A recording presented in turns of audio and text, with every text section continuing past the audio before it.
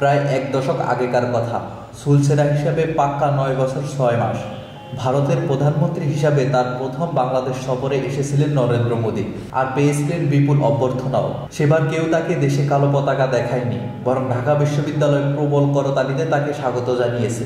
2015 7 June তারিখে নরেন্দ্র মোদীর সেই ঢাকা সফর শেষ পর্বে দুই দেশ যে যৌথ বিবৃতিটি জারি করেছে তার নাম দেওয়া হয়েছিল নতুন প্রজন্ম, নয়ী দিশা। বাস্তবিক দ্বিপাক্ষিক সম্পর্কে নানা নতুন গতিপথ বা বাকবদলের আভাস ছিল সেই ঘোষণাপত্রে। 60টি অনুচ্ছেদের সুদীর্ঘ এই ঘোষণাপত্রের সবচেয়ে লম্বা ছিল 23 নম্বরের অনুচ্ছেদটি, যাতে বিদ্যুৎ খাতে দুই দেশের সহযোগিতার রূপরেখা বর্ণনা করা হয়েছিল। সেখানে বলা হয়েছিল, বিদ্যুৎ খাতে দুই দেশের সহযোগিতা ও অর্জনের মাত্রা উভয় প্রধানমন্ত্রী গভীর সন্তোষ ব্যক্ত করেছেন এবং এই সহযোগিতাকে আরও প্রসারিত করতে সম্মত হয়েছেন। বাংলাদেশের বিদ্যুৎ পরিস্থিতির উন্নতি ঘটাতে প্রধানমন্ত্রী হাসিনার অক্লান্ত প্রয়াসকে এবং 2021 সালের মধ্যে 24,000 মেগাওয়াট বিদ্যুৎ উৎপাদনের ক্ষমতা অর্জন বাস্তবায়নে তার সরকারের নিরন্তর প্রচেষ্টাকে প্রধানমন্ত্রী মোদীও সমাদর করেছেন। প্রধানমন্ত্রী মোদী এই বার্তা দেন যে এই লক্ষ্য অর্জনে ভারত খুব গুরুত্বপূর্ণ অংশীদার হতে পারে এবং ভারতে এমন বহু কর্পোরেট সংস্থা আছে যারা এই প্রচেষ্টায় বাংলাদেশকে প্রভূত সহযোগিতা করতে পারে। বাংলাদেশের বিদ্যুৎ উৎপাদন, সরবরাহ ও বিতরণ খাতে ভারতীয় কোম্পানিগুলোর প্রবেশের পথ যাতে প্রশস্ত হয় সেজন্য তিনি প্রধানমন্ত্রী হাসিনাকে অনুরোধ জানিয়েছেন। ঘোষণাপত্রে কোনো ভারতীয় কর্পোরেট সংস্থার নাম উল্লেখ করা হয়নি, কিন্তু বিদ্যুৎ খাতের দুটি কোম্পানি আদানি পাওয়ার ও রিলায়েন্স প্রতিনিধিরাই কেবল সেবার প্রধানমন্ত্রী সফরসঙ্গী ছিলেন। কাজেই ধরে নেওয়া যেতে পারে নরেন্দ্র মোদী এদের কথাই বুঝিয়েছিলেন। এর মধ্যে গৌতম আদানির নেতৃত্বাধীন আদানি গোষ্ঠীর প্রস্তাবটি ছিল অভিনব ও দক্ষিণ এশিয়াতে নজিরবিহীন, কারণ তারা ভারতের মাটিতে তাপ বিদ্যুৎ কেন্দ্র তৈরি করে সেখানে উৎপাদিত বিদ্যুৎ পুরোটাই বাংলাদেশে রপ্তানি করার কথা বলেছিলেন। অন্যদিকে অনিল আম্বানি রিলায়েন্স পাওয়ার $300 কোটি খরচ করে বাংলাদেশের একটি গ্যাস ভিত্তিক বিদ্যুৎ কেন্দ্র গড়ার প্রস্তাব দিয়েছিল, যার ক্ষমতা হবে 3000 মেগাওয়াট। বলা হয়েছিল একটি এলএনজি টার্মিনাল গড়ে তোলার কথাও। নরেন্দ্র মোদীর সফরের শেষ দিনই মুম্বাই স্টক এক্সচেঞ্জ একটি ফাইলিং রিলায়েন্স পাওয়ার জানিয়েছিল তারা বাংলাদেশের এ ব্যাপারে মৌ বা সমঝোতাপত্র স্বাক্ষর করেছে। যদিও পরে জ্বালানি গ্যাস সরবরাহে অনিশ্চয়তার কারণে রিলায়েন্স সেই প্রকল্প কখনো দিনের আলো দেখেনি। আদানি পাওয়ার কিন্তু নতুন প্রজন্ম, নয়ী দিশা ঘোষণাপত্রে জারি ঠিক 8 বছরের মাথায় বাংলাদেশ বিদ্যুৎ রপ্তানি শুরু করে দেন। কিন্তু যে আন্তর্জাতিক চুক্তির অধীনে এই বিদ্যুৎ সরবরাহ শুরু হয় এবং ভারতের ঝাড়খণ্ড রাজ্যের গোড্ডায় যে তাপ বিদ্যুৎ কেন্দ্রটি সেই বিদ্যুৎ উৎপাদন করতে থাকে, সেরকম বিতর্কিত চুক্তি বা পাওয়ার স্টেশন এই অঞ্চলে আর একটিও নেই বললেও বোধহয় ভুল হবে না।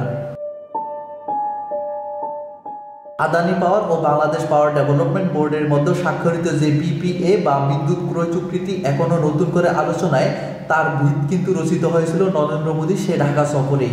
এর আগ পর্যন্ত প্রতিবেশী দেশগুলোতে ভারতের সরকারি বা রাষ্ট্রায়ত্ত কোম্পানিগুলোই শুধু ব্যবসা করার অনুমতি পেত, কিন্তু বাংলাদেশ আদানির জন্য ভারতের সেই নিয়মের ব্যতিক্রম ঘটায়। পরবর্তী এক দশকে গোড্ডা বিদ্যুৎ কেন্দ্র গড়ে তোলা ও বাংলাদেশ সেই বিদ্যুৎ বেচার ইতিবৃত্ত কোনো কর্পোরেট থ্রিলারের চেয়ে কম রোমাঞ্চকর নয়। তবে 2015-তে ভারতীয় প্রধানমন্ত্রী যে ঢাকা সফরে আদানির বিদ্যুৎ বেচার পথ সুগম হয়েছিল, সেখানে অবশ্যই গৌতম আদানি বা মিস্টার মোদীর এক ঘনিষ্ঠ শিল্পপতি অনিল আম্বানি কেউই সশরীরে হাজির ছিলেন না। তবে তাদের শিল্পগোষ্ঠীর প্রতিনিধিরাই অবশ্যই ছিলেন, যাদের উপস্থিতিতে উভয় গোষ্ঠীর সঙ্গে বাংলাদেশ সরকারের মৌ স্বাক্ষরিত হয়েছিল। কিন্তু শেখ হাসিনার সঙ্গে গৌতম আদানির ব্যক্তিগত সম্পর্ক যে রীতিমতো ঘনিষ্ঠ, তারপরে একাধিক ঘটনা প্রমাণিত হয়েছে। 2022 সেপ্টেম্বরে শেখ হাসিনা যখন ভারত সফরে আসেন, তখন দিল্লির বাংলাদেশ দূতাবাসে তার সম্মানে দেওয়া সংবর্ধনা দেশি বিদেশি অতিথিদের প্রায় ঘণ্টা 2 বাড়তি অপেক্ষা করতে হয়েছিল। নির্ধারিত সময়ের অনেক পরে শেখ হাসিনা প্রায় রাত 10টা নাগাদ দূতাবাসে পৌঁছান, কারণ সন্ধ্যায় তাজ প্লাস হোটেলে তার সুইটে একজন ভিআইপি অতিথি হঠাৎ করেই হাজির হয়ে গিয়েছিলেন, যার নাম গৌতম আদানি। গৌতম আদানি নিজে এমনিতেই সোশ্যাল মিডিয়ায় তেমন একটা সক্রিয় নন, কিন্তু সেদিন রাতেই তিনি নিজের ভেরিফাইড এক্স হ্যান্ডেল থেকে টুইট করে জানান, দিল্লিতে বাংলাদেশের মাননীয় প্রধানমন্ত্রীর সঙ্গে দেখা করতে পেরে সম্মানিত। বাংলাদেশের জন্য তার ভীষণ অনুপ্রেরণাদায়ী, অসম্ভব বলিষ্ঠ।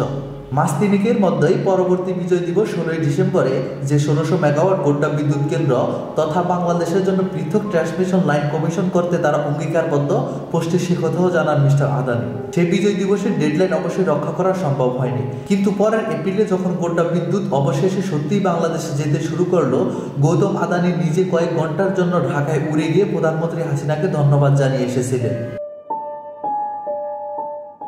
এর আগে 2016 জানুয়ারিতে নরেন্দ্র মোদীর সফরের কয়েক মাস পরেই প্রধানমন্ত্রী হাসিনার আমন্ত্রণে বাংলাদেশ ইনভেস্টমেন্ট অ্যান্ড পলিসি সামিটে অংশ নিতে ও সেখানে ভাষণ দিতে গৌতম আদানি ঢাকাতেও গিয়েছিলেন। পৃথিবীর অজস্র দেশে ব্যবসা ছড়ানো থাকলেও গৌতম আদানি কোনো একটি প্রকল্পের জন্য দুবার সে দেশের সরকার প্রধানের সঙ্গে ব্যক্তিগতভাবে গিয়ে দেখা করেছেন এমন আর কোনো নজির জানা নেই। আদানি পাওয়ারের চুক্তি কি ছিল? লক্ষণীয় বিষয় হলো এই চুক্তির যেসব ধারা নিয়ে প্রশ্ন উঠেছে তার কোনোটিই নিয়ে আদানি পাওয়ার আজ পর্যন্ত আনুষ্ঠানিকভাবে কোনো মন্তব্য করেনি বা কোনো প্রেস বিবৃতি দেয়নি। তবে খুব সম্প্রতি আদানি পাওয়ারের কোনো একটি সূত্র নাম গোপন রেখে বলেছেন তাদের সংস্থার বিরুদ্ধে যেসব অভিযোগ তোলা হচ্ছে সেগুলোর কোনোটির ভিত্তি নেই এবং যারা এসব বলেছেন আন্তর্জাতিক এনার্জি মার্কেটের গতি প্রকৃতি সম্বন্ধেও তাদের কোনো ধারণা নেই। তিনি যুক্তি দিচ্ছেন যে বিদ্যুৎ বাংলাদেশের কাছে বেচা হচ্ছে সেটা হচ্ছে একটা ফিনিশড প্রোডাক্ট এবং এর উৎপাদনের কোনো ঝুঁকি বাংলাদেশকে পোহাতে হচ্ছে না। বিদ্যুৎ কেন্দ্রটা ভারতের মাটিতে অবস্থিত, এখান থেকে যেটুকু দূষণ সেটাও বাংলাদেশে সামলাতে হচ্ছে না। তারা শুধু তৈরি পণ্যটা কিনছে যার দাম একটু বেশি হওয়াটাই স্বাভাবিক। সাম্প্রতিক অতীতে বাংলাদেশে একাধিক তাপবিদ্যুৎ কেন্দ্র জ্বালানি কয়লার অভাবে উৎপাদন ব্যাহত হয়েছে, কিন্তু গোড্ডার ক্ষেত্রে কয়লার সোর্সিং ও যোগান যে আদানির দায়িত্ব সে কথাও মনে করিয়ে দিচ্ছেন তিনি। Mohammad Rashed, sky channel.